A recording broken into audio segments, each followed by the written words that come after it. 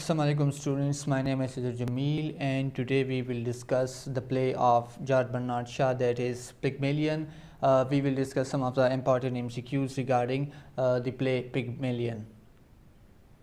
So the first MCQs is Pygmalion is written by Shakespeare, George Bernard Shaw, Professor Higgins, Christopher Marlowe. So Pygmalion जो play हैं वो George Bernard Shaw ने लिखी हैं और इसमें प्रोफेसर हैगिन्स जो है, professor Higgins was one of the character and he was the professor of phonetics in that very play. So Pygmalion is written by George Bernard Shaw.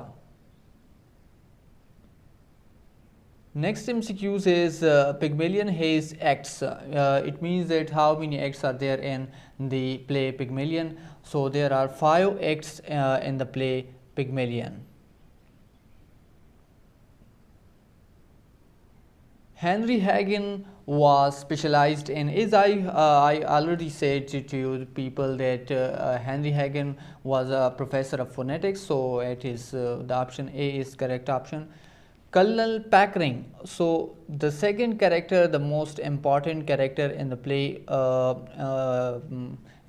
is Colonel Pickering in the Pygmalion play. He was also the author of spoken Sanskrit. ये उसने किताब लिखी है और he was also a chemist. Was courteous and polite to Eliza. इनमें से कौन है जो वो उनके साथ अच्छी तरीके से कर्टियस तरीके से पोलाइट अंदाज से एलिज़ा के साथ बात करता था. तो प्रोफेसर हैगन तो उनके साथ एक सख्त मिजाज सख्त तरीके से उनके साथ बात करता था, लेकिन कर्नल पैकरिंग जो है वो उसके साथ अच्छे तरीके से उनके साथ पेश आता था. Alfred Doolittle was a dustman, clerk, ownership of flower shop, housekeeper. अब हाउसकीपर जो है वो मिसेस पीर्स है. इसमें इस प्ले में हाउसकीपर वो है मिसेस पीर्स हैं. डस्टमैन जो इसमें ए ऑप्शन है वो Alfred Doolittle was a dustman by profession and he was the father of Eliza Doolittle. Clara Ainsford was dull and lazy girl, rival of Eliza, admirer of Eliza, modern snobbish girl.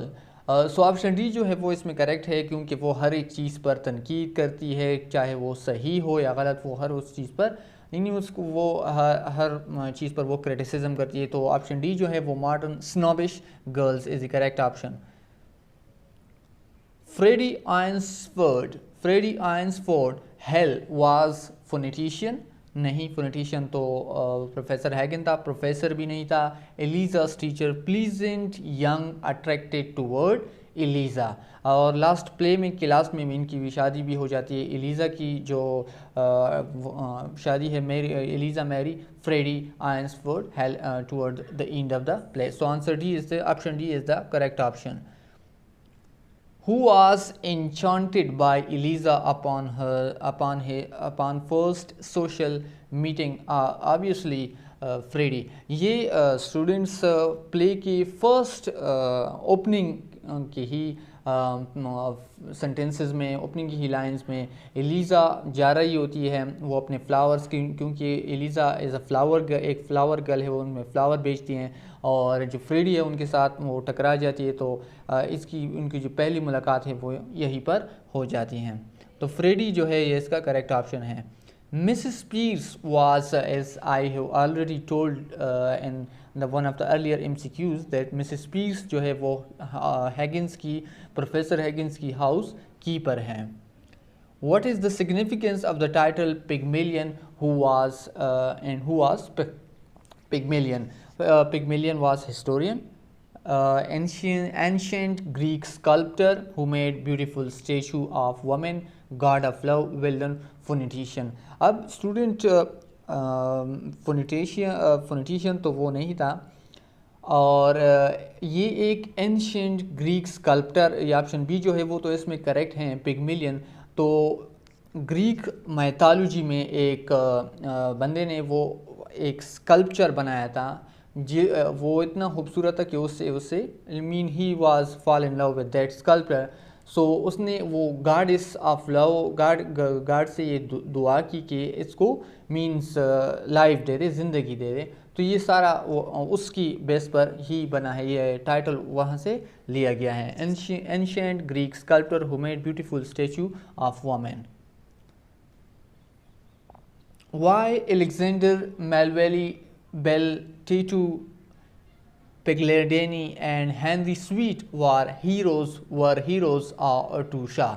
ये preface में ही बयान किए गए हैं, इस play के Pygmalion के play के प्रीफेस में ही इनकी जो डिस्क्रिप्शन ही वो दे दी गई हैं, और वो उनकी ये वजाहत भी की गई है कि वो हीरो क्यों थे। उनकी मतलब जो जॉर्ज बर्नार्ड शॉ है, प्ले राइट है इस प्ले का, इस ड्रामे का, उनके लिए वो हीरोज़ क्यों हैं। क्योंकि जो आप जब इस प्ले को पढ़ेंगे तो सारा की सारा जो होल प्ले हैं it is about language reformation. तो ऑप्शन बी जो इसमें है, because they wanted to reform the language, option B जो है वो इसमें करेक्ट ऑप्शन है। Alexander Melville Bell was the father of Alexander Graham Bell, जिन्होंने वो लाइट टेलीफोन शायद वो डिस्कवर किया था, उसका फादर है। What does Freddy do at the beginning of Act 1 that shows his poor manner? Freddy ने क्या किया कि वो उसके पुअर मैनर्स जो हैं वो शो करती हैं एक beginning of the act 1। Beginning of the act 1 में मैंने पहले भी आपको कहा कि फ्रेडी जा रहा है कैब ढूंढने के लिए। कैब मीन्स वो कैब ऑटो ढूंढने के लिए। तो वो बाय चांस जो है वो एलिज़ा के साथ वो टकरा जाता है। तो इस सारे वाक़े में, क्योंकि ये सिचुएशन भी उस वक़्त बारिश भी हो रही होती है, तो उसके जो सारे फ्लावर्स हैं वो गिर जाते हैं और दे कवर विद मर्ड्स। सो ये वही वाक़या यहाँ पर बयान किया गया है। He steals the money of flower, he knocks over the flower girls and does not offer to pay for the flower he ruined. अब ये जो है वो करेक्ट ऑप्शन है, क्योंकि उसने जो फ्लावर उसकी वजह से ज़ाया होगी और उससे मीन उसकी जो तावान है वो पे नहीं की। He does not offer to pay for the flower he ruined, जो उसने रुइंड किए। ऑप्शन ये जो ऑप्शन है बी वो करेक्ट ऑप्शन है। द फ्लावर गर्ल वाज, अब ये इंपॉर्टेंट एमसीक्यू है। द फ्लावर गर्ल, इसकी डिस्क्रिप्शन भी फर्स्ट एक्ट में दी गई है। The flower girl was 18 to 20 years old, 18 to 20 years old. Why did Eliza want to learn sophisticated way of speaking? अब students एक बात ये कि जब भी आप किसी भी प्ले, ड्रामा, नावल की एमसीक्यूज़ को अगर आप फुल कवर करना चाहते हैं तो आपको क्या करना होगा कि आपको उसके टेक्स्ट पर क्रिटिकली यानी उस टेक्स्ट को इवालुएट करना होगा, उस टेक्स्ट को जस्ट रीड करना होगा, तो आपके सारे एमसीक्यूज़ जो हैं वो कवर हो जाएंगे। अब ये जो एमसीक्यूज़ हैं ये सारे के सारे अभी तक जो हैं वो एक्ट 1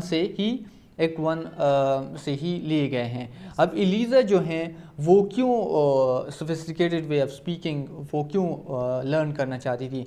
एलिज़ा जो थी वो चूँकि फ्लावर्स गर्ल थी, वो फ्लावर बेचती थी, ऐसे ही वो गलियों, बाज़ार और सड़कों पर जाती थी, वो फ्लावर्स बेचना चाहती थी। लेकिन वो sophisticated way of speaking learning इसलिए चाहती थी कि वो उसे लर्न कर ले, क्योंकि she was work indoor flower shop, ताकि वो किसी दुकान में अच्छी तरीके से वो वहाँ पर काम कर सके। सो ऑप्शन सी जो है वो यहाँ पर करेक्ट ऑप्शन है। What is Freddy looking for in the beginning of act 1? Freddy जो है वो, चूँकि मैंने पहले भी आपको बताया, वो फारा केब, वो केब को ढूंढ रहा था। अब बारिश जो है वो अचानक शुरू हो गई, तो वो उसके मदर जो हैं और उसके साथ जो उसकी बहन है, सिस्टर हैं, वो उसके केब के लिए वो इंतज़ार कर रहे थे और फ्रीडी वो ढूंढ रहा था, looking for a cab. So cab जो है वो करेक्ट ऑप्शन है। Where does Eliza tell the taxi driver to take her? अब एलिज़ा जो तब उन्होंने कहा, उसको क्या कहा कि वो उसे कहाँ ले जाए, टैक्सी ड्राइवर को? बकिंगम पैलेस जो है वो is the correct option. What does professor Higgins bet he will transform the flower girls into? an English teacher, a chemist to make her speak better than a duchess, a detective. So professor Higgins और colonel पैकरिंग के दरमियान एक बेट हो गई कि मैं इस girl जो है उसको 3 मंथ्स, आई थिंक 3 मंथ्स और 6 मंथ, इसके बीच में एक वो ड्यूरेशन है कि मैं इसको ऐसी इंग्लिश सिखाऊंगा, means he she would speak very sophisticated language English वो बोले की पैर. सो ऑप्शन सी जो है to make her speak better than a duchess. How was the weather during the opening of the first act? Rainy night था. A option जो है वो करेक्ट ऑप्शन है. Professor Higgins age. अब professor Higgins जो है उसकी एज क्या थी? एज उसकी थी an attractive in root phonetician. Phonetician भी था वो, और 40 के था वो. He was in his 40s. Why does Eliza's father comes to see Higgins? अब एलिजा के फादर जो था वो हेगन को क्यों देखने आया था? अब ये इसके पीछे भी एक स्टोरी है. एक स्टोरी वो कुछ इस तरह है कि एलिजा का जो फादर था अल्फ्रेड डुलेटल, वो ये हैगन्स को ब्लैकमेल करता था. हैगन्स को क्यों ब्लैकमेल करता था? क्योंकि हैगन्स ने जो एलिजा को हैं वो अपने घर में रखा हुआ था ताकि वो उन्होंने जो हैगन्स ने कर्नल पैकरिंग के साथ जो बेट लगाई हैं ताकि वो उन्हें सिखा सके, सोफिस्टिकेटेड वे ऑफ स्पीकिंग वो उसे सिखा सके. तो इस सारे वाक़े के दौरान में वो जो एलिजा के फादर हैं वो उसे ब्लैकमेल करता है कि आपने मेरी बेटी को यहाँ पर रखा है. तो वो ये उसे ब्लैकमेल करता है और आखिर में वो जब 5 पाउंड्स उसे दे देता है तो वो उसे कहता है कि सही है. तो ऑप्शन ए जो है वो to blackmail Higgins for daughter's honour, option A correct है. Who was the note taker? अब एक थ्रू आउट द प्ले जो नोट टेकर हैं, पहले उसका नाम प्रोफेसर हैगिंस का जो नाम था वो नोट टेकर था शुरू में ओपनिंग ऑफ द प्ले में, क्योंकि वो जो भी वो जो फ्लावर्स गर्ल हैं एलिजा है वो कहती थी वो उसे नोट करता था. क्योंकि फोनेटिशियन का काम होता है कि वो मुख्तलिफ़ किस्म के आवाज़ों साउंड जो है वो उनको पहचानता है कि ये यहाँ का डायलेक्ट है और ये यहाँ का डायलेक्ट है, तो उसे नोट करता था. तो वो Eliza who was the note taker जो है वो हैगिंस था, प्रोफेसर हैगिंस था. Who was the first What was the first thing Higgins noticed about Eliza? Eliza ने जो हैगिंस है उसने क्या नोटिस किया अपनी जो नोटबुक है उसमें क्या नोटिस किया? हर कॉकनी एक्सेंट. अब कॉकनी एक किस्म की लंदन में एक डिरोगेटरी समझी जाती है, डिरोगेटरी एक्सेंट है, मीन फॉर्मल एक्सेंट नहीं है. कॉकनी इस वजह से उसको कॉकनी एक्सेंट कहा. उसने वो कॉकनी के बेस पर उसने कहा कि आप जो हैं वो ससेक्स से बिलोंग करती हैं, ससेक्स से बिलोंग करती है. तो उसने पहले जो नोट किया वो हर कॉकनी एक्सेंट उनको नोट किया. Eliza was shy and timid girl, तो ऑप्शन ए इसमें करेक्ट है. Which character of the play created the comedy? अब चूंकि ये ट्रेजी कॉमेडी हैं, से एक सोशल कॉमेडी हैं, सोशल प्रॉब्लम प्ले हैं, तो ये जो फ्रेडी का कैरेक्टर है वो उसमें कॉमिक रोल में आता है, कॉमिक उसको कॉमेडी क्रिएट करता है. What does the flower girl do at the end of the act 1 that shows she has a sense of pride?